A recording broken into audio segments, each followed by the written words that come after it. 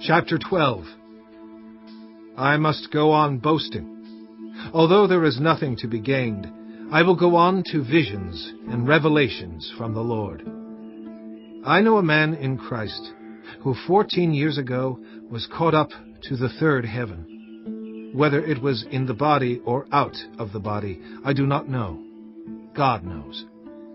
And I know that this man, whether in the body or apart from the body, I do not know, but God knows, was caught up to paradise and heard inexpressible things, things that no one is permitted to tell. I will boast about a man like that, but I will not boast about myself, except about my weaknesses. Even if I should choose to boast, I would not be a fool, because I would be speaking the truth. But I refrain, so no one will think more of me than is warranted by what I do or say, or because of these surpassingly great revelations.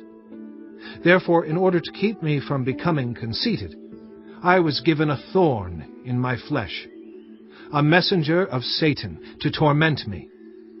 3 times I pleaded with the Lord to take it away from me, but he said to me, "My grace is sufficient for you, for my power is made perfect in weakness." Therefore I will boast all the more gladly about my weaknesses, so that Christ's power may rest on me. That is why, for Christ's sake, I delight in weaknesses, in insults, in hardships, in persecutions, in difficulties. For when I am weak, then I am strong. I have made a fool of myself, but you drove me to it. I ought to have been commended by you, for I am not in the least inferior to the super-apostles, even though I am nothing.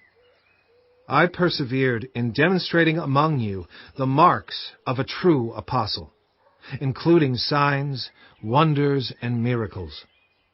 How were you inferior to the other churches, except that I was never a burden to you? Forgive me this wrong.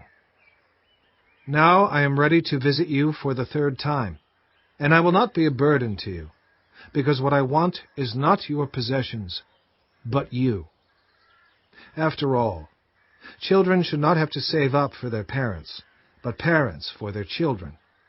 So I will very gladly spend for you everything I have, and expend myself as well. If I love you more, will you love me less? Be that as it may, I have not been a burden to you.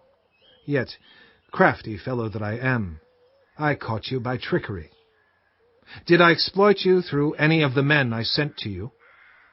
I urged Titus to go to you, and I sent our brother with him. Titus did not exploit you, did he? Did we not walk in the same footsteps, by the same Spirit? Have you been thinking all along that we have been defending ourselves to you?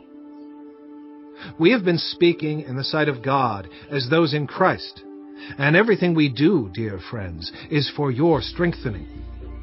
For I am afraid that when I come, I may not find you as I want you to be, and you may not find me as you want me to be. I fear that there may be discord, jealousy, fits of rage, selfish ambition, slander, gossip, arrogance, and disorder. I am afraid that when I come again, my God will humble me before you, and I will be grieved over many who have sinned earlier and have not repented of the impurity, sexual sin, and debauchery in which they have indulged.